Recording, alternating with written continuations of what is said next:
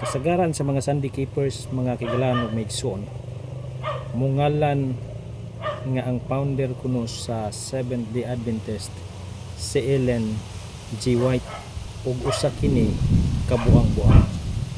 Mao kana ang ilang pag-ila kang Mrs. White tungod kay ilang gisuta matud pa nila nga nabuang kuno si Ellen White tungod kay nalabayan kinig bato sa nag-eskwela pa kini ug naigo sa iyang ulo ug may hinungdan nga nabuang kuno si Mrs. White.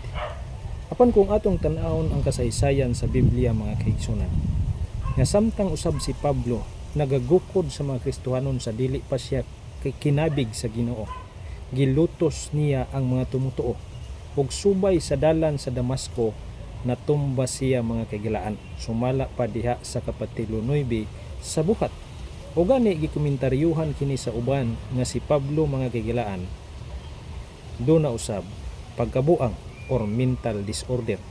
Pero gitubag kana ni Pablo, mga kaigsunan, sa iyang sulat diya si kaduhang Korinto kapitulo 5 bersikulo 13, miingon siya, kung nangabuang kami kana tungod sa pulong sa Dios. Igsuon og hikala, no? Ang mga Sunday keepers nga nagngalan sa ilag mga buang-buang kang Pablo ug kang Mrs. White, makita nato ang Biblia nagtakda kanila sa usa ka paghukom, dili sa ako gikan kung dili sa balaang kasulatan nga atong mabasa sa Mateo 5 bersikulo 22, nga ang nagngalag buang-buang siyang isikatawo mahiagom sa kalayo sa impyerno.